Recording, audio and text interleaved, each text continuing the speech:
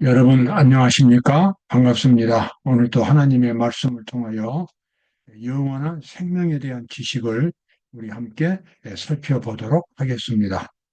오늘은 여로보암의 죄 또는 다른 제목이 또 하나 있는데요. 그것은 지식이 없으므로 망하는 죄, 지식이 없으므로 망한다 이런 뜻이 되겠습니다. 이것은 구약시대 북방 이스라엘에 해당되는 그런 죄가 되겠습니다. 구약의 이스라엘 백성들의 역사는 읽을 때마다 늘 슬픔을 느낍니다. 거룩한 하나님의 백성이면서도 그 영광과 특권을 다 상실하고 결국은 패망의 길로 들어가는 비참한 운명을 맞이하기 때문에 그렇습니다. 처음에 애굽에서 나올 때는 야곱의 12아들들이었습니다. 12아들들의 그 후손들이었기 때문에 하나의 민족을 형성을 했습니다. 그러나 이 솔로몬이 죽은 후에 북방 이스라엘과 남방 유다로 분리가 됐습니다. 그리고 북방 유다는 남방보다 약 그 수명이 절반 정도밖에 되지를 못했습니다. 그리고 이 훨씬 부정이 많고 부패했습니다. 특별히 하나님의 백성들에게 있어서 그들의 힘을 결정하는 것은 경건의 능력이었습니다. 그만큼 북방 이스라엘은 경건의 능력이 없었습니다. 북방 이스라엘의 공통적인 죄는 여로보암의 죄입니다. 여로보암의 죄는 무슨 죄냐면 여로보암은 북방 이스라엘의 첫 번째 왕이었습니다. 그리고 그의 후손들이 처음에 왕이 되었습니다. 그런데 여로보암은 원래 용사였습니다. 솔로몬 당시에요. 그런데 여로보암에게 하나님께서 이제 네가 북방 이스라엘을 맡아서 왕조를 열어라고 허락을 하셨는데 그때 하나님께서 여로보암에게 하나님의 말씀을 순종할 것을 엄중히 지시하셨고 만약에 그 하나님의 말씀에 순종한다면 국가가 튼튼해질 것이라고 약속을 주셨습니다. 그러나 여로보암은 하나님의 이런 말씀 대신에 인간적인 안목으로 국가를 세웠습니다. 그것은 이스라엘 백성들의 원래의 이 마음의 중심지가 예루살렘인데 예루살렘은 남쪽에 있는 것입니다. 남방 유다 왕국에 있습니다.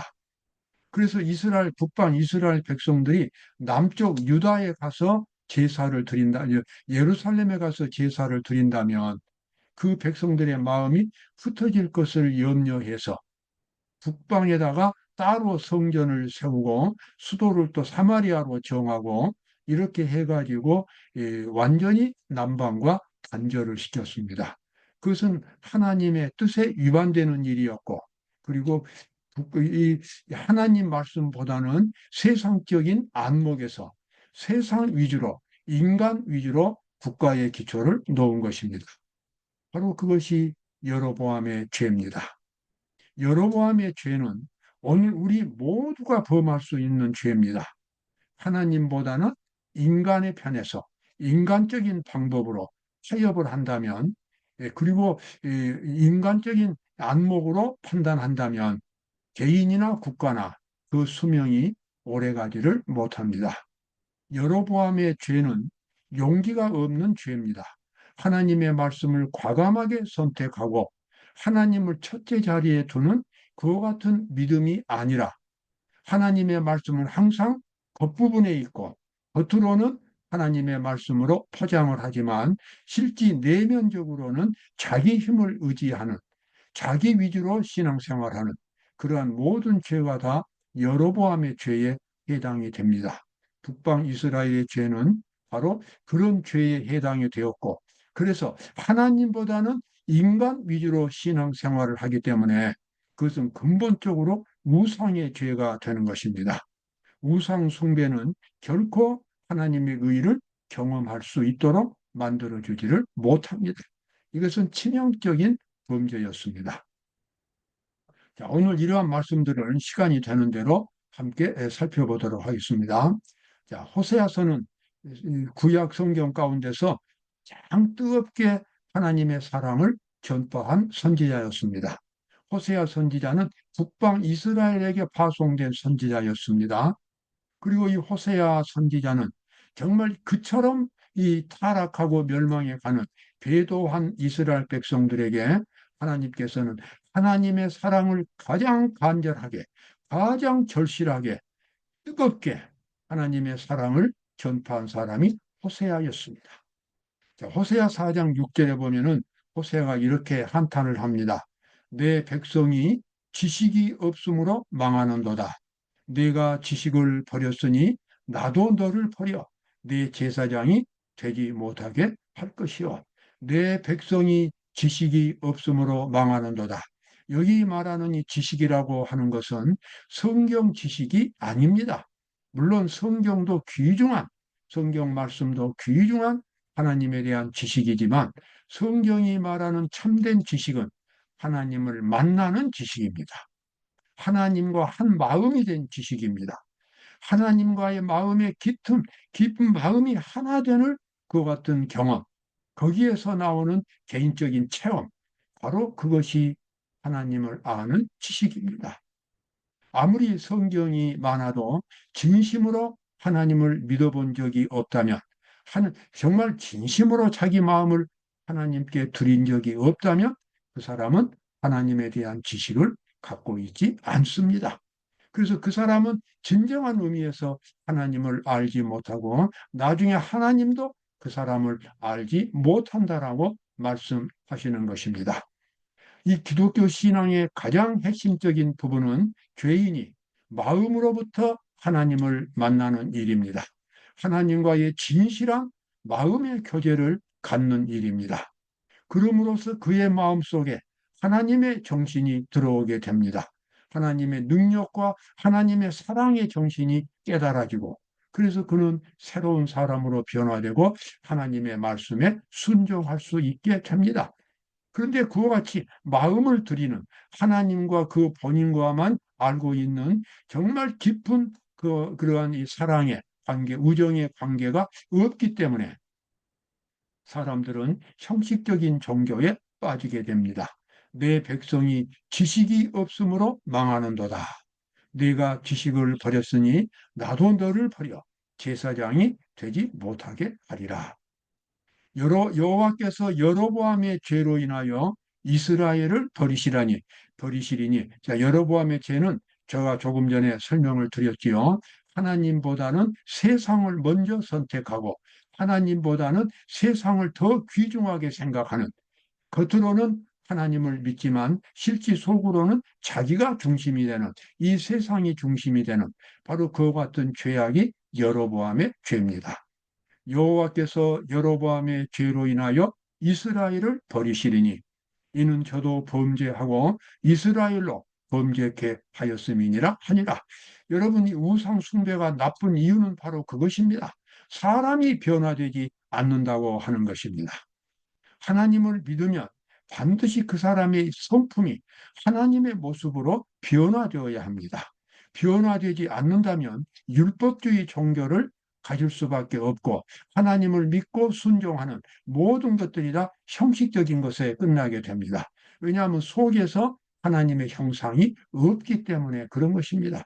여러분, 형식적으로 하는 종교는 그것은 건성으로 하는 종교가 될 수밖에 없고 오래 가지를 못하고 결국은 하나님의 말씀을 순종할 수 없게 됩니다. 그러므로 근본적으로 우리가 하나님을 믿는다면 그리스도의 의가 우리의 마음속에 경험되어서 그리스도의 정신으로 우리가 채워지고 변화되는 그런 경험을 반드시 가져야 합니다. 호세아를 통한 이런 한탄이 계속 나오지요. 이스라엘 자손들아, 여호와의 말씀을 들으라. 여호와께서 이 땅 거민과 쟁변하시나니 이 땅에는 진실도 없고 인애도 없고 하나님을 아는 지식도 없고. 왜 여기 하나님을 아는 지식이 없습니까? 왜 인애가 없고 진실이 없습니까? 하나님을 만나는 경험을 가진 사람들이 극소수이거나 없기 때문에 그런 것입니다. 국민 대다수가 다 형식적인 종교에 빠져 있습니다. 결국은 우상 숭배에 빠져 있다는 것입니다.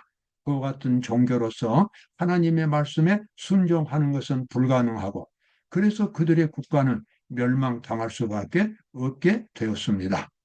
내 백성이 나무를 향하여 묻고 그 막대기는 저희에게 고하나니 이는 저희가 음란한 마음에 미혹되어 그 하나님의 수화를 음란하듯 떠났음이니라. 여기 음란이라고 하는 것, 이것은 성적인 용어인데 영적으로 음란은 우상 숭배입니다.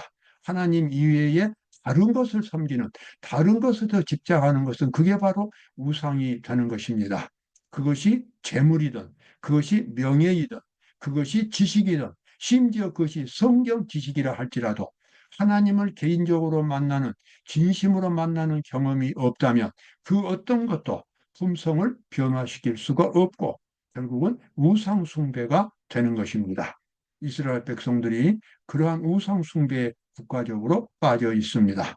자, 우리가 여호와를 알자, 그렇게 나와 있죠. 그러므로 우리가 여호와를 알자, 힘써 여호와를 알자. 그의 나오심은 새벽빛같이 일정하니 비와 같이, 땅을 적시는 늦은 비와 같이 우리에게 임하시리라. 호세아 선지자는 참 아름다운 선지자입니다. 그렇게 타락한 이스라엘 백성들에게도 하나님의 뜨거운 사랑을 끊임없이 전파했습니다. 그들이 멸망당하는 것은 하나님의 사랑이 부족해서가 아니라, 하나님이 그들을 버려서가 아니라 그들이 하나님께 나오지 않기 때문에 그렇습니다. 자, 여기 나와 있는 대로 이스라엘 백성들에게 호세아 선지자가 호소합니다. 우리가 여호와를 알자, 힘써 여호와를 알자. 그의 나오심은 새벽빛같이 일정하니, 여러분, 밤이 지나고 아침이 되면 새벽에 먼동이 터옵니다. 그와 똑같이 하나님은 끊임없이 이스라엘 백성들에게 찾아오신다는 것입니다. 일정하게 찾아오신다는 것입니다. 우리 하나님의 백성들에게 있어서 참으로 중요한 시간은 새벽 시간입니다. 마음이 맑고 그리고 정신이 집중되어 있는 그 시간에 하나님을 만난다고 하는 것은, 이것은 신앙생활에서 가장 중요한 지혜가 됩니다. 그때 하나님을 깊이 만날 수 있고 가장 진실되게 만날 수 있습니다. 그때 하나님과 깊은 대화를 나눌 수가 있습니다. 그의 나오심은 새벽빛같이 일정하니, 새벽빛이 먼 동 터서 이렇게 비춰오는 것처럼 하나님은 변함없이 우리에게 찾아오시기 때문에 우리가 하나님을 만나자라고 호세아는 그렇게 호소하고 있습니다. 또 비와 같이, 땅을 적시는 늦은 비와 같이 우리에게 임하시리라. 이 팔레스타인 지역에서는 늦은 비, 이른 비가 늘 이렇게 변함없이 내려가지고 곡식을 싹트게 하고 곡식을 익게 합니다.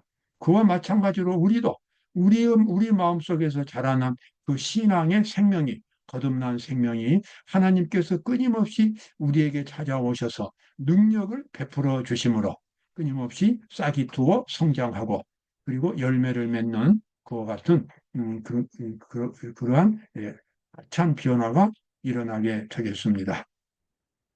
호세아서 6장 6절에 나와 있는 말씀.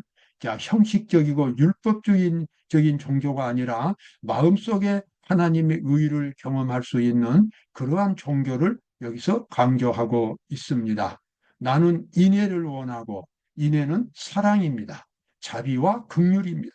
자비와 긍휼, 사랑은 하나님의 본성 속에서 나오는 것입니다. 하나님의 본성은 영원한 사랑입니다. 사랑이 아니고는 이 우주를 설명할 수 없습니다. 하나님의 사랑이 아니고는 여러분과 저의 이 고귀한 생명체를 설명할 수가 없습니다. 사랑이 아니고는 이 천연계의 아름다움을 설명할 수가 없습니다. 그래서 예수님은 청중들에게 들의 백화발을 생각하여 보아라. 하나님께서 백화발을 저렇게 아름다운 꽃으로 입히시거든 하물며 너희에게 의복을 주시지 않겠느냐. 공중의 새를 보라. 하나님께서 이 세상에 있는 그 수많은 새떼들에게 곡식을 주시지 않느냐. 하물며 너희에게 양식이 필요한 줄을 하나님 아버지께서 모르시겠느냐. 너희는 먼저 그의 나라와 그의 의를 구하라. 그리하면 이 모든 것을 너희에게 더하시리라. 저는 그 말씀이 참 마음속에 와닿습니다. 예수님은 하나님 아버지를 아셨어요. 예수님 마음속에는 하나님 아버지에 대한 사상이 가득했습니다. 그래서 나를 본 자는 아버지를 보았다라고 예수님은 늘 그렇게 말씀을 하셨습니다. 예수님이 보여주신 그 사랑과 그 평화는 하나님 아버지의 모습이었습니다. 그래서 우리가 하나님을 믿을 때에 우리가 기본적으로 가져야 할 자세는 바로 사랑의 자세입니다. 하나님을 향한 사랑과 이웃에 대한 사랑입니다. 그것이 그리스도인의 기본적인 정신이 되겠습니다. 하나님을 안다고 하면서도, 하나님을 믿는다고 하면서도 그에게서 겸손과 온유와 이 사랑이 내포하고 있는 아름다운 미덕이 없다면 그 사람의 신앙에는 심각한 문제가 있는 것입니다. 하나님을 진심으로 만나고 하나님을 아는 사람은 자기 중심적인, 자기 고집만 내세우는 냉혹하고 이기적이고 교만하고 이러한 모습을 갖고 있을 수가 없기 때문에 그런 것입니다. 나는 인애를 원하고 제사를 원치 아니하며, 여기서 제사는 사실 하나님께서 다 정해 주신 건데 제사를 원치 아니한다고 하는 것은 종교적인 형식을 의미합니다. 형식에 국한된 종교를 하나님께서는 진정한 종교로 인정 안 하신다는 겁니다. 하나님을 아는 것을 원한다. 하나님이 진정으로 우리에게 바라시는 것은 우리가 하나님 앞에 진실한 마음으로 나아가는 것입니다. 그리고 하나님께 우리의 마음을 드리는 것입니다. 그래서 하나님과의 깊은 마음의 교제를 갖는 것입니다. 하나님은 그것을 간절히 바라시고 기다리고 계십니다. 하나님과의 마음의 교제를 가짐으로써 그가 하나님의 모습으로 바꿔질 수 있기 때문에 그렇습니다. 성공의 열쇠가 바로 거기에 있겠습니다. 이 뜻을 조차 예수 그리스도의 몸을 단번에 들이심으로 말미암아 우리가 거룩함을 얻었노라. 예수님의 십자가의 피는 우리의 모든 죄를 다 용서해 주셨습니다.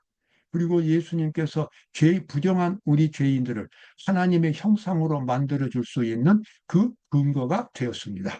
왜냐하면 예수님이 우리를 대신해서 죄값을 지불하셨기 때문입니다. 여러분, 오늘도 여러분의 가장 소중한 마음을 예수님께 드려 보십시오. 놀라운 변화가 일어나게 될 것입니다. 개인적으로 하나님을 알 수 있게 되고 마음을 하나님께 드릴 때에 마음속에 하나님의 음성이 들려오게 될 것입니다. 물론 그것은 물질적인 어떤 우리가 보통 말하는 소리가 아니라 양심을 통해서 들려오는 영적인 하나님의 음성을 여러분과 제가 들을 수 있습니다. 하나님을 만나는 사람, 그래서 하나님에 대한 지식을 가진 사람, 하나님은 그런 사람으로 우리를 만드셔 주시기를 원합니다. 오늘도 귀한 하루가 되시기 바랍니다. 감사합니다.